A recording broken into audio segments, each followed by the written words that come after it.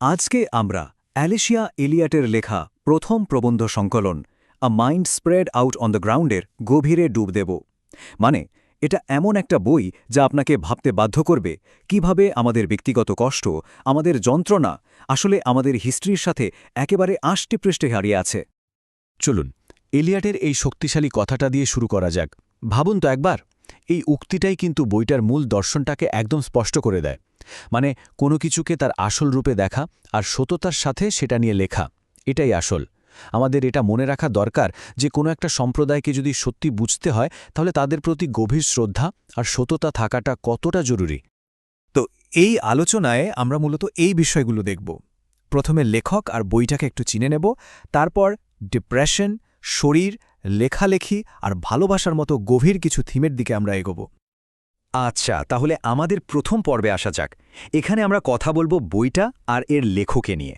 আর সত্যি বলতে বইটা কিন্তু সমালোচকদের কাছ থেকে অসাধারণ প্রশংসা পেয়েছে। যেমনটা বলা হয়েছে, এটা নাকি লেখার এক অসামান্য জীবন্ত বিজয়। দারুণ ব্যাপার। তো কে এই অ্যালিসিয়া এলিয়ট? উনি একজন টাস্কারোরা লেখক, মানে আমেরিকার আদিবাসী সম্প্রদায়ের একজন সদস্য। আর তার লেখায় তিনি নিজের সম্প্রদায়ের কথাই তুলে ধরেন। তার কাজ কিন্তু শুধু পুরস্কার জেতার মধ্যেই সীমাবদ্ধ না, বরং আদিবাসী মানুষের অভিজ্ঞতাকে উনি একদম নতুন একটা চোখে আমাদের দেখতে শিখিয়েছেন। আর তার লেখার যে সততা, সেটা পাঠকদের ভেতরটা নাড়িয়ে দিয়ে যায়। এবার চলুন বইটার একেবারে মূল ধারণাটার দিকে যাই। এলিয়ট এখানে একটা অবিশ্বাস্য কাজ করেছেন। তিনি দেখিয়েছেন যে আমাদের ব্যক্তিগত মানসিক স্বাস্থ্যের যে লড়াই, মানে ডিপ্রেশন, সেটা আসলে আমাদের ঐতিহাসিক আর পদ্ধতিগত ট্রমার সাথে কিভাবে জড়িত। সত্যি বলতে এটা একেবারে যুগান্তকারী একটা ভাবনা। বইটার যে শিরোনাম, সেটা এসেছে মহক ভাষার একটা শব্দগুচ্ছ থেকে, ওয়েক নিখুনরা কুয়েনহারা খুয়েনথারায়ন। এর মানে কি জানেন?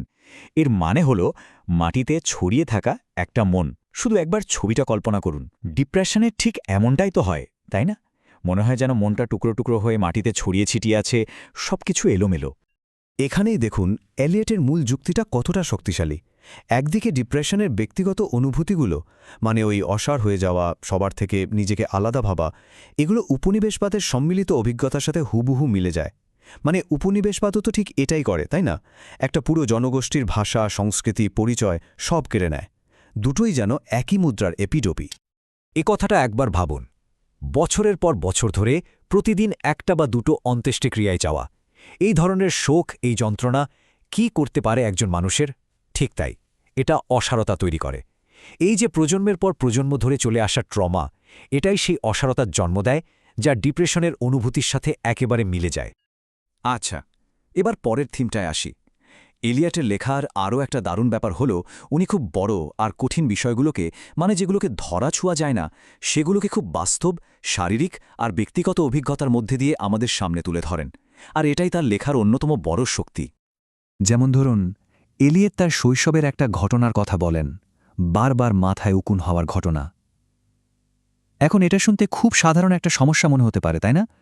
কিন্তু এলিয়টের কাছে এটা ছিল আরও অনেক গভীর একটা কিছুর লক্ষণ। দেখুন উনি কিভাবে সুতোগুলোকে একটার সাথে আরেকটা জুড়ছেন। প্রথমে একটা ব্যক্তিগত অভিজ্ঞতা, মাথায় উকুন। তারপর সেটার গভীরে গিয়ে উনি দেখালেন এটা আসলে রিজার্ভেশনগুলোর দারিদ্র্যের একটা উপসর্গ। আর এই দারিদ্র্যের মূল কারণটা কি? উপনিবেশবাদের দীর্ঘস্থায়ী প্রভাব। মানে সবকিছুই যেন একটা অদৃশ্য জালে একে অপরের সাথে জড়িয়ে আছে। আর এই যে পদ্ধতিগত সমস্যা, এগুলোর পরিণতি যে কতটা ভয়ঙ্কর, সেটাই পরিসংখ্যানগুলো দেখলেই বোঝা যায়। আদিবাসী সম্প্রদায়ের মধ্যে আত্মহত্যার হার জাতীয় গড়ের থেকে বহুগুণ বেশি। এই সংখ্যাগুলো কিন্তু শুধু ডেটা নয়, এগুলোর পেছনে লুকিয়ে আছে এক একটা মানুষের জীবনের গল্প, এক একটা পরিবারের কষ্ট। ঠিক একইভাবে ৩৪ গ্রামস পার ডোজ নামের একটা প্রবন্ধে এলিয়ট খাবার, ওজন আর মানসিক স্বাস্থ্য নিয়ে কথা বলেছেন। উনি যুক্তি দেখান যে অস্বাস্থ্যকর খাবার খাওয়াটা শুধু ব্যক্তিগত পছন্দের ব্যাপার নয়, এর পেছনেও জড়িয়ে আছে দারিদ্র্য, বর্ণবৈষম্য আর ইতিহাস। তাহলে প্রশ্ন আসতেই পারে, এই পরিস্থিতি থেকে বেরোনোর উপায় কি? ইলিয়টের কাছে উত্তরটা হলো লেখালেখি। লেখালেখি হলো সেই হাতিয়ার যা দিয়ে চুরি হয়ে যাওয়া পরিচয়, ভাষা আর ইতিহাসকে আবার ফিরিয়ে আনা যায়। তার কাছে কলমটা একই সাথে একটা অস্ত্র, আবার একটা ঔষধও। কতটা সৎ হলে একজন লেখক এই কথাটা বলতে পারেন ভাবুন তো? এটা হলো তার আপোষহীন সততার একটা অসাধারণ উদাহরণ। উনি এখানে আত্মস্থ বর্ণবাদ বা ইন্টারনালাইজড রেসিজমের মতো একটা জটিল বিষয়কে সামনে আনছেন। মানে যখন বছরের পর বছর ধরে অত্যাচারিত হতে হতে একটা গোষ্ঠীর মানুষ নিজের অজান্তেই অত্যাচারীদের ভাবনাগুলোকে সত্যি বলে বিশ্বাস করতে শুরু করে। যখন একজন লেখক এত সততার সাথে লেখেন, তখন সেটা কি আমাদের নিজেদের পক্ষপাতিত্ব আর ভুল ধারণাগুলোকে নিয়েও ভাবতে বাধ্য করে না? এই ধরনের লেখা আসলে আমাদের ভেতরের আয়নাটাকে পরিষ্কার করে দেয়। তবে এখানেই একটা আশার গল্প আছে। এলিয়ট লিখেছেন তার ছেলে এখন মোহক ভাষা শিখতে চায়। এই ছোট্ট ঘটনাটাই কিন্তু সাংস্কৃতিক পুনরুদ্ধারের একটা জীবন্ত উদাহরণ। যখন নতুন প্রজন্ম আবার তাদের শেকড়ের দিকে ফিরতে চায়, তখন বোঝা যায় যে ট্রমার সেই চক্রটা ভাঙা সম্ভব। এটা ভবিষ্যতের জন্য একটা বিরাট আশা। চলুন এবার আমাদের আলোচনার একেবারে শেষ ধাপে যাই। আর এই সব কিছুর মূলে যে জিনিসটা রয়েছে তা হলো ভালোবাসা। এলিয়েটের পুরো কাজের গভীরে একটা শক্তিশালী ভালোবাসার স্রোত বইছে, আর সেটাই তার লেখাকে শক্তি যোগায়। কিন্তু এটা কোনো সহজ সরল ভালোবাসা নয়। এটা একটা খুব জটিল উপনিবেশবাদ বিরোধী ভালোবাসা। এই ভালোবাসাটা তার সংস্কৃতির জন্য, যা এত মুছে ফেলার চেষ্টার পরেও টিকে আছে। এই ভালোবাসা তার সম্প্রদায়ের জন্য, তার পরিবারের জন্য, তাদের সমস্ত ভুল ত্রুটি নিয়েই।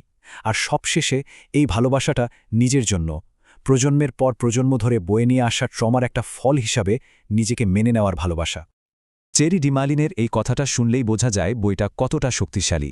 উনি বলছেন এলিয়টের কথাগুলো আমাদের মনে করিয়ে দেয় যে আমাদের অস্ত্র আর ওষুধ দুটোই একসাথে বয়ে নিয়ে চলতে হবে।